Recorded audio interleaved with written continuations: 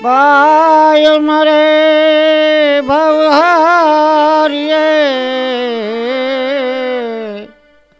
બેન મરે દસ જાય બાળપણમાં જેના માવતર મરે એને ચાર દશના વાવા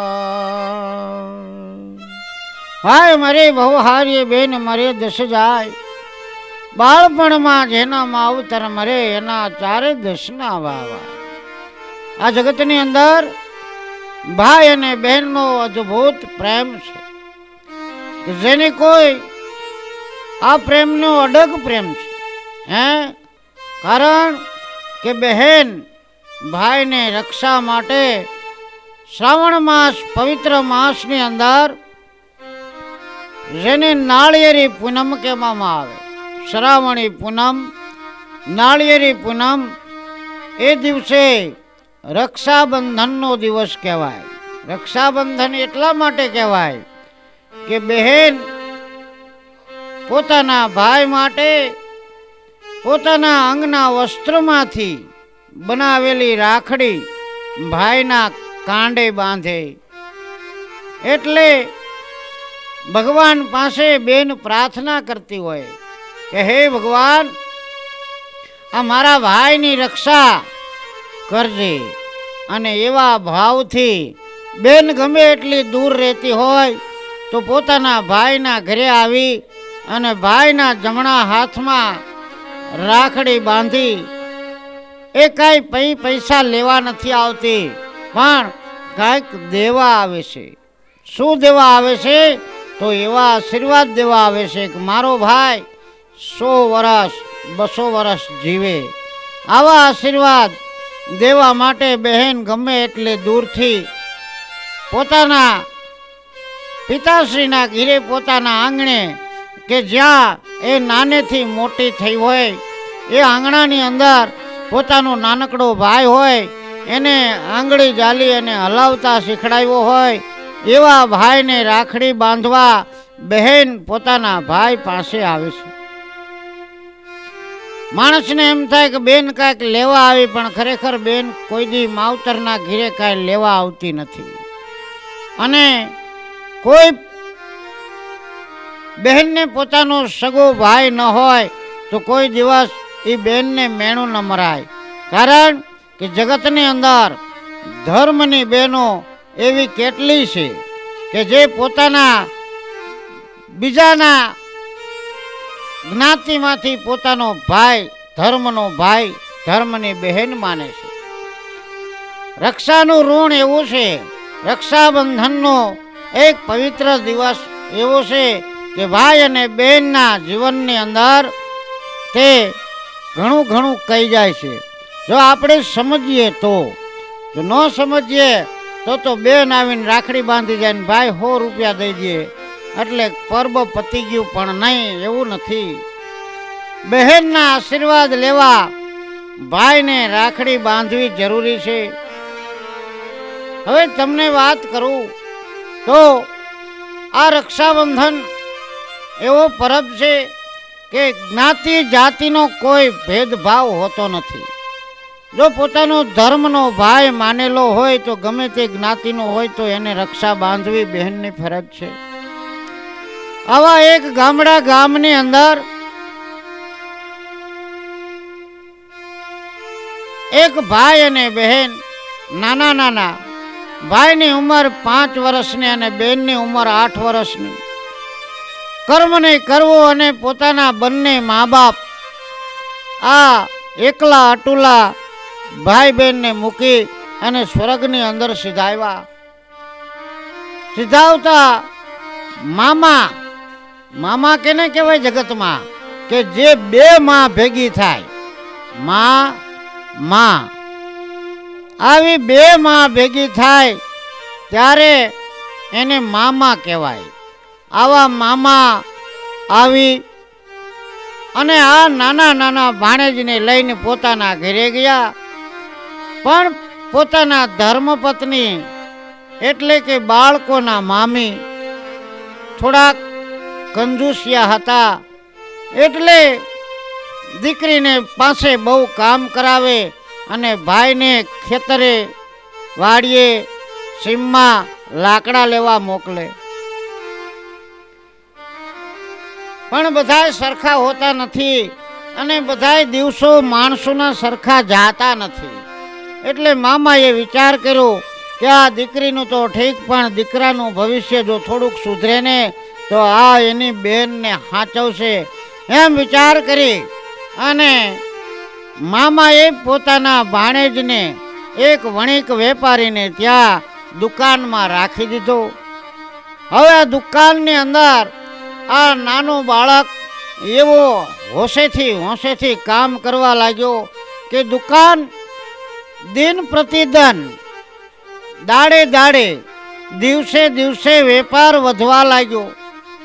વણિક વેપારી ખુશ થઈ ગયો કે આ છોકરો આવ્યા પછી મારી દુકાન બહુ સારી ચાલવા લાગી છે. આ છોકરો કાંઈક ભાગ્યશાળી લાગે છે. એટલે આ છોકરાને તો જે પગાર દેતા હતા એના કરતાં 3 ગણો પગાર કરી દીધો. થોડાક વર્ષો વીત્યા. વેપારીને ત્યાં બહુ આવક થઈ અને વેપારીને દેશ વિદેશનો માલ વધવા લાગ્યો. એટલે વેપારીએ વિદેશની અંદર એક દુકાન ખરીદી અને આ દીકરાને અડધો ભાગીદાર કરી દીધો.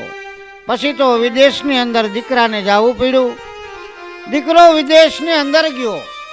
ત્યાં જઈ પોતાનો ધંધો એટલો વિકસાયો કે ત્યાં મોટો શેઠ બનીને રહેવા લાગ્યો. પછી તો ભાગીદાર હતા એટલે પૈસાની કોઈ કમી ન રહી. પણ વિદેશની અંદર આવવું હોય તો 12-6 મહિને તો આવવા દે નહીં, 5-6 વર્ષે આવવા દે. હવે આ બાજુ દીકરીની હાલત બહુ કફોડી થઈ ગઈ. દીકરી દાડી દન્ય મોટી થવા લાગી. ઘરના કામકાજ કરે, વાસીદા કરે, વાસણ ઉટકે, હંજવારી પોતા કરે અને મામી આરામથી બેસે. એટલે મામાથી જોયું ગયું નહીં. મામાએ વિચાર કર્યો કે આ દીકરીના જો પીળા હાથ કરી દઉં ને તો આ દીકરી એના ઘરે જઈને સુખી થાય. એટલે મામાએ કોક સારું ઘર ગોતી અને દીકરીના લગ્ન કરી દીધા. દીકરી લગ્ન વખતે પણ ભાઈ જવતલ હોમવા આવી શક્યો નહીં. ન શક્યો એનું કારણ કે વિદેશની અંદર હતો એટલે આવી ન શક્યો. નહીતર દીકરીના જવતલ હોમવા ટાણે ભાઈ હાજર જ હોય. પણ આવી ન શકવાનું કારણ એટલું હતું, ભાઈ બેન નાનપણથી જુદા પડેલા, એકબીજાએ જોયેલા નહીં. ઘણા વર્ષો વીતી ગયા, ચહેરા મોહરા પણ ફરી ગયા હોય. આમ દીકરીના પીળા હાથ કરી અને વિદાય વેળાએ ભાઈના નામનું રુદન કરી અને દીકરી બહુ રડવા તો લાગી. ભાઈને બહુ યાદ કરે પણ કહે છે ને કે ભાઈ વિદેશની અંદર હતો એટલે આવી ન શક્યો. જે વિદેશમાં હોય એની પણ રાહ તો એક દિવસ હોય અને એક દિવસ વિદેશમાંથી પાછો જરૂર આવશે. આવા સારા મજાના વિચાર સાથે દીકરી સાસરીએ ગઈ. સાસરીએ ગયા પછી દીકરી ત્યાં પણ એટલું કામ કરે, બધાયને વાલી થઈને રહેવા લાગી. સાસુ સસરા એને બહુ સાચવે, એના ધર્મપતિ એને બહુ સાચવે. પણ સાસરું ગમે તેટલું સારું હોય તો દીકરીને પોતાના માવતર યાદ આવે, પોતાનો ભાઈ યાદ આવે. કારણ કે માવતર તો નાનપણથી મરી ગયેલા.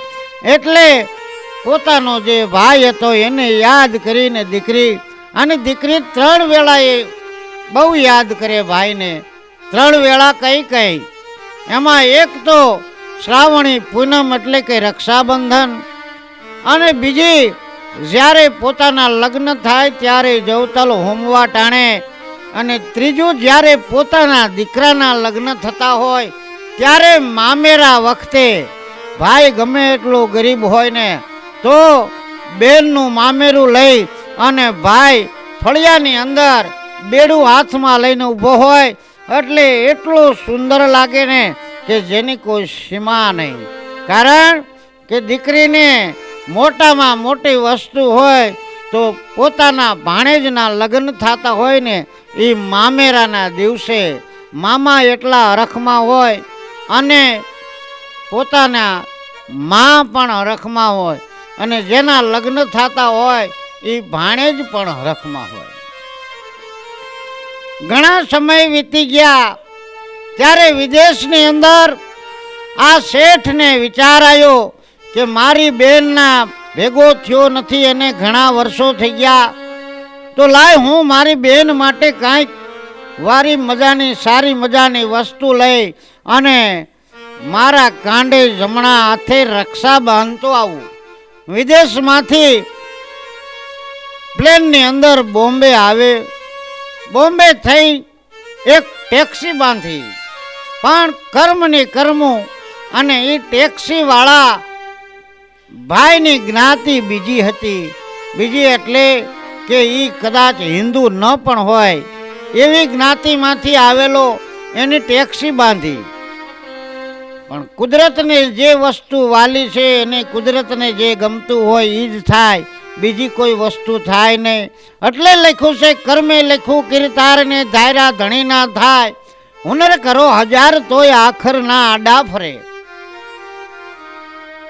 આ વિદેશથી આવેલા જે શેઠ હતા, દીકરીનો ભાઈ હતો, એ ઘણી વસ્તુ આરે લઈ આવેલો વિદેશમાંથી. આ બધી વસ્તુ ટેક્સીમાં ભરી અને ટેક્સી પૂરપાટ ઝડપે પોતાના બેનના ગામ જવા નીકળો. સરનામા ગોતા જવા માટે નીકળો, પણ કુદરતે જે ધાર્યું હતું એ અવળું પડ્યું અને ટેક્સીનું એક્સિડન્ટ થયું. ટેક્સીનું એક્સિડન્ટ થતાં પાછળ આ શેઠ બેઠા હતા, એ શેઠ ત્યાં ખલાસ થઈ ગયા. પણ મૃત્યુ વખતે પોતે જે ડ્રાઈવર હતો એ ડ્રાઈવરને કહેવા લાગ્યો કે ભાઈ તું ગમે તે જ્ઞાતિનો હોય પણ મારા બેનના ઘરે જઈ અને આટલી વસ્તુ તું પહોંચાડી આવજે અને મારી બેનને કહેજે કે હું તારો ભાઈ છું.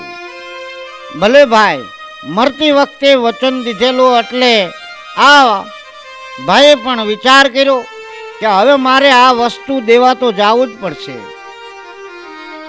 એટલે આ તો ટેક્સી લઈને જે ગામનું સરનામું હતું ત્યાં પહોંચી ગયો. બેન તો રાહ જોઈને બેઠી હતી, પણ ઘણા વર્ષ પહેલા દેખેલો એટલે ભાઈને કાંઈ ઓળખે નહીં કે આ મારો ભાઈ નથી એમ કીધું નહીં. પણ હજી તો ઓલા ભાઈ કાંઈ બોલે ન બોલે ત્યાં તો બેન એકદમ આવી અને ભાઈને દુખણા લઈ લીધા. ભાઈના જમણા હાથે રાખડી બાંધી દીધેલી. ઓલો ભાઈ કાંઈ બોલે ન બોલે ત્યાં તો બેને બધી વિધિ કરી નાખી. એટલે ઓલા ભાઈથી પણ રહેવાનું નહીં, એ બોલી ન હેકો.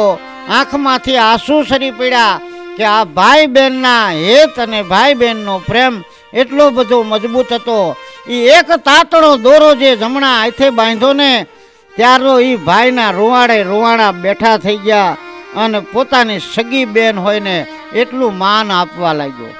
પછી તો ભાઈએ બધી વસ્તુ ત્યાં મૂકી દીધી અને પોતાના ઘરે વયો ગયો. પોતાના ઘરે જઈને વિચાર કરવા લાગ્યો કે હવે આ બેન વર્ષો વર્ષ મને આવી રીતે રાખડી બાંધશે, મારી રાહ જોઈશે. એટલે 1 વર્ષ, 2 વર્ષ, 3 વર્ષ, 4 વર્ષ, આવા 4 વર્ષ સુધી એક ધારી રાખડી બાંધી. બેન ક્યારેક ક્યારેક હરખ કરીને એમ કે ભાઈ હું તારા ઘરે આવું છું, ત્યારે આ ભાઈ કાંઈક ને કાંઈક બહાનું કાઢે, કારણ કે પોતે સગો ભાઈ હતો નહીં, જ્ઞાતિ બીજી હતી. કદાચ જો મારા ઘરે આવશે તો એ બેનને બહુ ખોટું લાગશે. એટલે એને તરત કીધું કે ના બેન, આ વખતે નહીં, તું પછી મારા ઘરે આવજે. વળી પાછી બેન માની જાય. પણ 5મા વર્ષે જ્યારે ભાઈ રાખડી બાંધવા માટે આવ્યો ત્યારે આ બેને વિચાર કર્યો કે આ વર્ષે તો મારે મારા ભાઈના ઘરે જ આવવું જ છે. એટલે એને કીધું કે ભાઈ, બધી બહેનો પોતાના ઘરે રાખડી બંધાવા જાય છે, તું મારા ઘરે કેમ કાયમ આવેશ? શું તને કાંઈ બીક લાગે છે કે હું તારા ઘરેથી કાંઈ લઈ લઈશ? કે ના બેન, એવું નથી, પણ તું મારા ઘરે આય અને અહીંયા ભાડા પથ્થાના પૈસા થાય એટલે હું તારા ઘરે આવું છું બેન.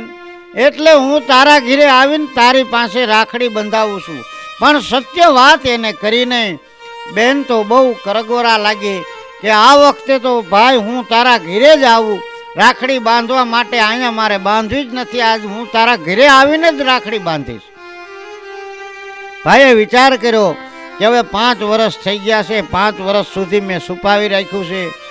એટલે દોડીને બેનને પગે લાગ્યો ને કહેવા લાગ્યો કે હે બેન, કર કરીને કહેવા લાગ્યો કે હે બેન, ખરેખર જો તું માનને તો હું તને એક વાત કરું. કે બોલને વીરા મારા, તારે શું વાત કરવી છે? ત્યારે ભાઈની આંખમાંથી આંસુ સરી પડ્યા. આંખો અને મોઢામાંથી શબ્દ બોલી ન શક્યો, પણ કહેવા લાગ્યો કે ધીરે ધીરે કે હે બેન, તું મારી માની જણી બેન નથી. કે કેમ ભાઈ, હું તારી માની જણી બેન કેમ નથી? કે ભાઈ મારી જ્ઞાતિ જુદી છે, તારી જ્ઞાતિ જુદી છે.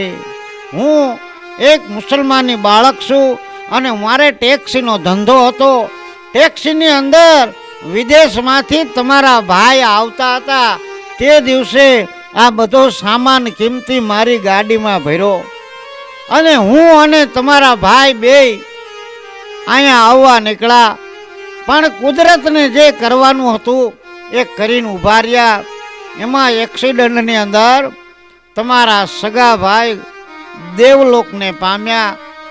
એટલે મને એને ભલામણ કરી કે ફલાણા ગામમાં મારી બેન રહે છે, એ મારી રાહ જોતી છે, માટે તું ત્યાં જઈ અને આ વસ્તુ બધી તેને પહોંચાડી દેજે અને તું એનો ભાઈ થઈને રહેજે, એટલે એના આત્માને દુઃખ ન થાય. આટલું બોલતા બોલતા તો એ મુસલમાની બાળક રડવા લાગ્યો. બેનને કે મેં બહુ ભૂલ કરી, મેં તમને વાત ન કરી, પણ હું તમારો ભાઈ થઈને આજ તમારા આંગણે તમારા જે કાંઈ મામેરા પૂરવાના હશે ને બેન, એ હું પૂરીશ અને મને તમારો સગો ભાઈ માનજો. બેનના આંખમાંથી આંસુ સરી પડ્યા. બેનને વાલાથી દુખણા લીધા. ભાઈ બેનના હેતના પ્રેમ, ભલે કોઈ એક જ્ઞાતિ ન હોય, પણ જે ધર્મની માનેલી બેન હોય ને અને ધર્મનો માનેલો ભાઈ હોય, રક્ષાબંધનના પવિત્ર દિવસે આ બે ભાઈ બેન એકબીજાને ભળે, એકબીજાને મળે, એકબીજા ભેગા જમે, તો આ પરબ આપણે રક્ષાબંધનનું ઉજવીએ છીએ તે સાર્થક થઈ જાય. તો આવા ભાઈ બહેન, જે સગા ભાઈ બહેન હોય એની તો વાત જ અલગ છે, કારણ કે એના પ્રેમની તો વાત જ અલગ છે. કારણ કે દૂર દૂર બેન રહેતી હોય, એની રાહ ભાઈ જોતો હોય કે આજ મારી બહેન આવશે, મને રાખડી બાંધશે. પણ આની વેદના જે કોઈ ભાઈને પોતાની સગી બેન ન હોય ને એને પૂછજો. કારણ કે નાની નાની દીકરીઓ બીજા ભાઈને રાખડી બાંધતી હોય ને ત્યારે એ ભાઈને મનની અંદર એમ થાય કે આહા, જો મારે અત્યારે એક બેન હોત ને તો મને રાખડી બાંધે.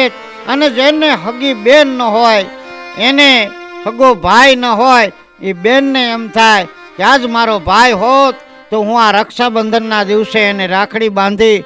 આને અમર રાખડી કહેવાય, આને અમર રાખડી કહેવાય.